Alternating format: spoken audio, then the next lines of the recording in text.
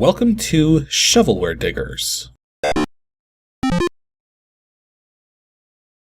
Our dig team's currently excavating the Softkey Shareware 2000 Hit Games 2CD collection. You can find a link in the video description containing the entire directory structure of this archive. Here's what our diggers have for week 182. For more information on how to join the dig team, simply follow the Patreon link in the video description. Now without further ado, let's get started. First up, Yarmul Ranta has dug up DOSGAMES /arcade2 / grot30r1. I'm really not sure what to expect with this one. We got a GI0LD, kind of looks like GI old. Actually, a lot of files that start with GI here. Also grot30, a PCX file, a doc file, some batch files, and also a read first. So let's do that.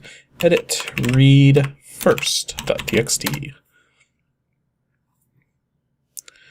Grot Incorporated is a retail management simulation game. Use pk-unzip to de-archive the zip files. Grot may be installed on a hard drive or single floppy disk. Need 512K of RAM and a color display. Read the documentation. Use any text editor. Don't delete or modify any of the files after they were de-archived. Comments and suggestions are welcome.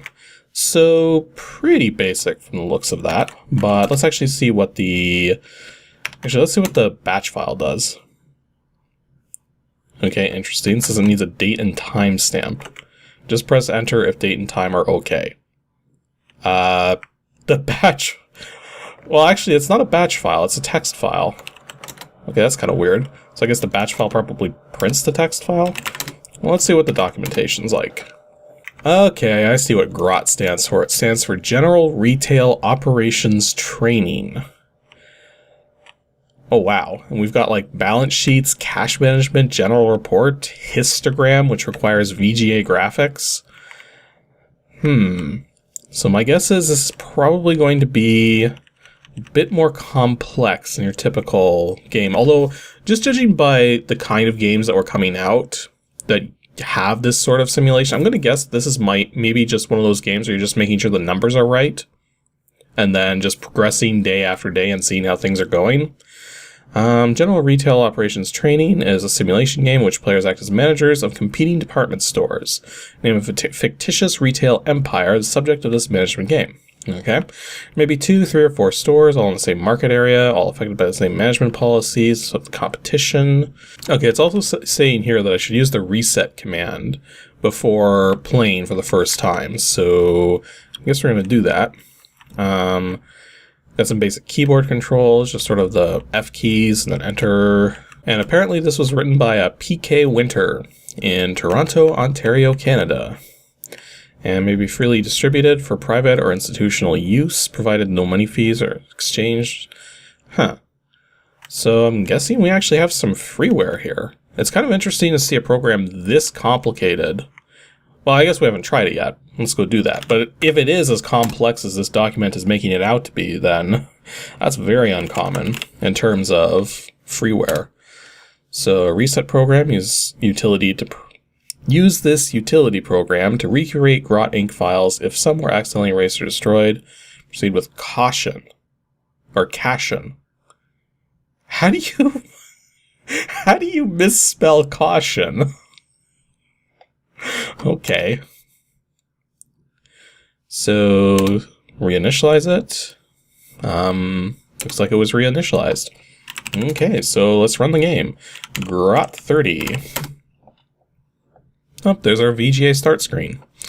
So, do I got mouse control? Yeah, that's interesting. It captured the mouse, but I don't see it working. It could have just been the edit program doing that, so let's move on. So then it just shows us some documentation. Oh, there is a registration fee. Okay, so it's not freeware.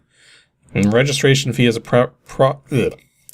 I am having trouble speaking today. The registration fee is $17.50. And given that this is someone in Canada, I'm guessing that's Canadian dollars. Market area assigned is A. Enter number of stores.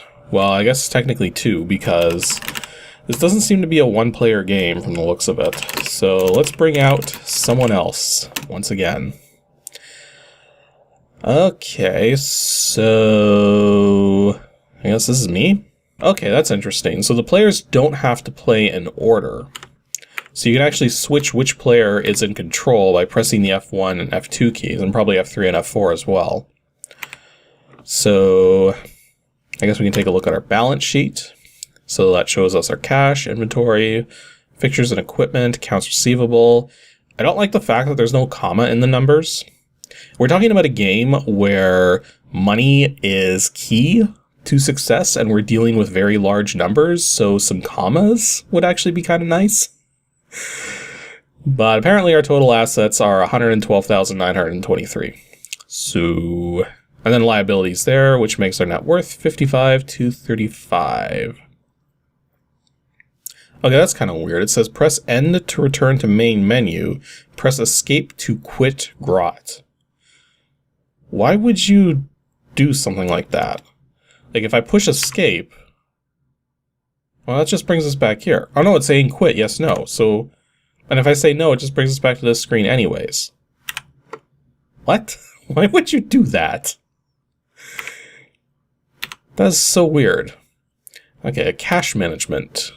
Total cash available, 4,270. Total cash outlay, emergency loan outstanding. Okay, so far this is just basic information about what's going on. Okay, I do like the fact that each player is starting off perfectly balanced with each other, as we can see by the numbers here. So, there is a lot to this, though. Like, I mean, you would have to be really, you have to be really into this kind of thing here. I find it interesting that it's separate, that, like, each department is, like, different in different ways. Well, it's not really telling us, like, the information about those departments, like why they're different. Also, one thing I should note here is that it's whenever we go to one of these screens, we have to hit the end key to go back to the main screen here. But take a look at the side there. You hit the end key to actually advance to the next round. Although thankfully, each store has to be in a finished state before it'll allow you to do that. Okay, so that's not so bad then.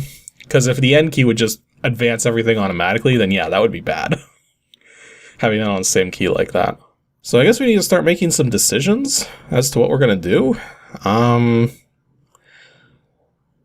So apparently we hit start, enter to start, save, skip to next field. Okay. So yeah, if we want to change things, then we have to do it in order here. So we can't just use the arrow. Oh, we can. Wait, what? Why would you say to use the enter key and waste all that space, yet you can use the arrow keys? I can use the arrow keys just fine, but no, it's telling me to use enter to cycle through all of them. This program has some weird decisions that they're not terrible decisions, it's just weird. Well, I don't know. Let's actually increase our advertising budget. Let's make it 1,000. It's a printed report thing. I'm gonna guess that might actually like print something if you had a printer connected, which means I'd probably crash the program if I tried hitting that, so I'm not going to. So if I said turn end, decision data for store 1 now ready to compute, and then we go to player 2, and let's just not adjust anything there, and then end a period. So interesting. So basically I did the exact same. I didn't do anything for player 2, whereas I did that advertising stuff for player 1. So both players' total sales are up. Gross margin is up for my player, but net worth is up for someone else because, well, let's face it, they didn't burn any cash on advertising. Actually, it's probably be better to use the histogram for this. So if we go to profit here, so profits are down, probably because we spent so much on advertising, but sales are up. And there's the gross margin there. Okay, so actually market share? Oh yeah, so my market share went up as well because I was doing the better advertising. So if we go over to player 2 now and go to the histograms, you can see profits are slightly down. Not nearly as down as it was for me, though. Now we see sales is about the same, net worth is slightly higher, but gross margin hasn't really changed. And so as a result of that, the market share has dropped. So yeah, this is a very complex simulation here for anybody who has some kind of interest in doing, like, management of retail operations. I mean, I'm sure this appeals to some people. This is not the kind of game I would be able to get into. But I know there's lots of games out there which is just basically manipulate the numbers. And from what I'm seeing here, this is probably one of the better ones. Just from nature of the fact that you do get a ton of information to work with. The controls, while weird, do work fine. It's a little odd that you have to switch between the players like that, but at the same time, I kind of understand why they would do it that way. But yeah, for anybody who likes these kinds of number management games, I think this would be a good one for you to try. Next up, we have a failed team dig from Felicia Gladson and RetroSwim. DOSGAMES /arcade/alien VGA. And this one failed for kind of an annoying reason. So whoever put this on the CD didn't even bother to unzip it. Okay then, unzip alien VGA.zip. Okay, let's see if we can actually play some games here. So, Alien. Let's see what we got. Press any key to begin Alien Worlds. And it immediately quit the DOS. I'm not sure what to do about this, because this doesn't seem to be working.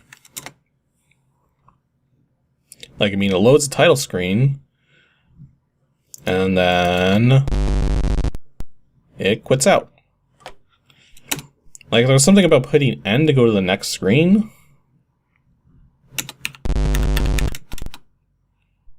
No, it's not even getting that far. What the heck is wrong with this thing? Well, yeah, I can't get that working, so I guess this is a failed dig. I haven't had one of those in a while. So, our next dig from Felicia Gladson is DOSGAMES /PD1 /Alchemys with a Y. Some kind of alchemy game? Actually, we don't have much to go on. So, yeah. Alchemist, spelled with a Y instead of an I. Why do I feel like we've seen this before? Well, what's the help say? Turn all the blue bricks in the lower strips to gold as many times as possible in the least amount of turns possible. You dealt gold bricks in the topmost strip, your hand. You may rotate your hand by raising the cursor and pressing the right or left mouse button. Then click on the lower strip you want your hand to go into. Okay. Apparently we got a song mode we can enable. We're gonna have music? Okay. Well, let's see here. Yeah, I feel like we might have seen this before, but I don't remember where. Also, we're not getting any music. Okay, I see what's going on here. So then this will complete that. Yeah, there we go. Interesting. So we're basically just trying to fill all these things in.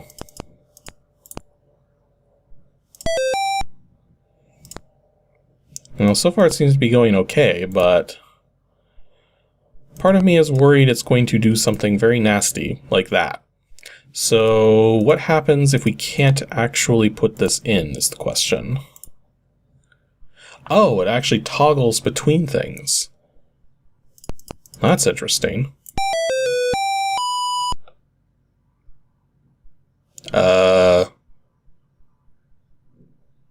What just happened? I just lose? Okay. So, that's the game. I guess we'll play again? Or actually, hang on. Let's change the, width and height. Okay. So now we got a whole bunch more we can work with, but I get the impression this is going to be more difficult now. I do like the fact that it has these little pips in place to help you to help guide where the parts of your thing are going to go. It's giving me a bunch of signals now for some reason. Nope, that's not a single. So yeah, it's basically just trying to make as many of these sections as you can before you get screwed over by the randomness. And it's probably going to be game, because if I put that here... Yep. Okay, so I think I see what's going on, is that if you've only got one left is when it ends it, from the looks of it. Okay, so that was ALCHEMYS. It's, well, that's interesting. I'm not really sure... it's hard to comment on this one, because it doesn't feel like there's much of a strategy, because really, you're just relying entirely on the random outcome of the thing up here. Like, you can adjust it, but adjusting it doesn't really do much, because you're still going to have the same pattern. So, it really does just come down to random luck. Like, I mean, it would probably work out better if you had multiple sets you could pick from, and then each time you put one set down that you had up here, it would generate a new set for that, so you'd have multiple sets you could choose from, and then you could work towards trying to build full sets for everything. Like, that makes more sense, but instead, it's totally random. So, I don't know. Oh, and apparently this program was made by Bruce Hansen and was shareware for $5. So I guess for $5 is not that bad, but there's also not really much to it. So take it for what it is. And our last dig for today from RetroSwim is DOSGAMES /arcade/fleet_SW. Okay, clearly something to do with some kind of fleet or something. FLTSWP. Okay, an exe and a text file. I have a small text file, so let's just type it. So fleet sweep. Oh, okay. So the from line there from that Bob 170 is apparently whoever uploaded it to whatever BBS this was downloaded from. Author Jake Richter. Equipment joystick optional. Needs an unzipping program. It's an executable. Why does it need an unzipping program? Unless that was just included in the text for some reason. I don't know. So, you're in command of your own spaceship, and you must kill them before they kill you. The game supports from 1 to 4 players and has several skill levels. As you complete one zone of alien ships, you must move on to the next, harder level. One of the better shareware games. I will be the judge of that. So, fleet sweep. Apparently it's not registered, because we don't have a registration number. And apparently, the registration fee for this game is $30. That is a lot. But it's a 1985 game? Apparently done by Morse Associates. I know I didn't say that very well, but Morse Associates. This, well, okay, first of all, 1985, so there wasn't a lot of competition for games back then. And the other thing, too, is that this could be literally anything. Let's see where we end up. Well, we've got some CGA graphics going on here. And I also got apparently a lot of ships there, so... Let me see here. Play fleet sweep. I'm guessing that's if we want to quit. Or no, escape to start over, return to stay the same. Interesting. So we just cycle... or no, that didn't... immediately went into it. I can't hit escape here. At least we get an example of what it looks like. But I kind of want to go back and do the whole redefine controls thing. Okay, so escape does go... well, back here, and I gotta wait for this. So, I'll hit no, because I want to redefine some things. So, sound on, joystick off, number of players 1, redefine keyboard, yes. Okay, so here's our controls. So, move ship left, number key 4, move ship right, number key 6, 8 and 2, double shift speed. Okay. And apparently, spacebar and control... Okay, so not the most terrible controls here. I'm actually going to make double ship speed number key 0. And then, spacebar control is fine. So save to disk. And it immediately goes to here. So we'll play on novice.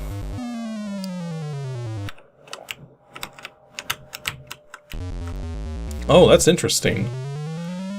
For a game this old, it actually has proper controls, and I'm getting killed completely here. Okay.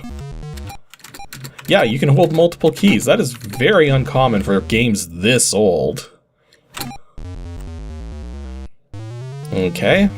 So I need to remember I've got those torpedoes. Oh, everything respawns if you die. And you can only go up that high. So you are limited to where you can move onto the screen. And you can hold the spacebar down to continue firing.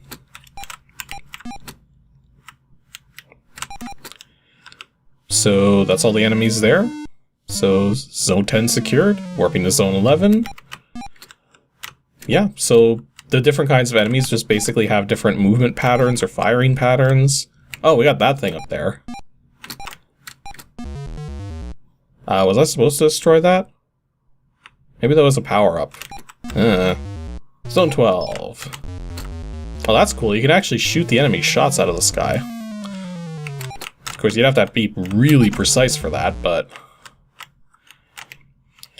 Interesting. Kind of getting a Galaga vibe from this. Okay, so if I shoot that, that little thing there drops. Now, is that a power-up? It is! It's fuel. Because I did notice that the fuel wasn't regenerating between levels. We actually got parallaxing on the stars even. Okay, maybe I should start at the first skill level. Yeah, that probably would work better. So let's start again. Let's start on beginner. Okay, so your skill level just simply affects how far into the game it starts you. I'm just sort of impressed that something like this existed in 1985. Like, 1985. We're talking really freaking old. Like, this would have been roughly around the same time that Flightmare came out. And Flightmare was another CGA game that had some pretty interesting controls to them. And that was one that I covered on Ancient DOS Games. I suppose you'll probably see what these torpedoes do, so torpedo. It kills everything. Somehow, I am not surprised at that result. Oh, there's another one of those fuel drops. So what happens if I shoot the back end? I'm just curious. Yep, the whole thing blows up, so you gotta shoot the front end to get the fuel out. And you do have rapid fire if you hold the fire button down, but you can only have one shot on the screen at a time. So that's actually kind of an incentive to be higher up in the field, because your shot will leave the screen faster, meaning you can fire more shots. Well, interesting, these enemies actually sort of have... They're not as fast as I am, but they move similarly to me. Interesting. Oh, we got some kind of boss or something? Ooh, shooting it made it split into multiple.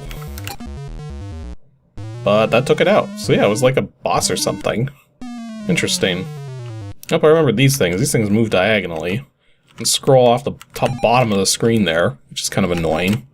So yeah, this is actually very decent. I was not expecting the game to be, like, actually decent. But then, okay, it did actually come from, like, a proper software house or something. Because you don't typically see, like, a random person calling themselves associates. So yeah, I definitely get the impression that this was professionally made, and that there was actual effort and a lot of talent clearly went into this, because we're talking 85. So yeah, this is actually... Would this have been worth $30 in 1985? And the funny thing is that, yeah, this would have been worth $30 in 85. It's funny to run into a program like that, but here we are. The Fleet Sweeper plays perfectly fine.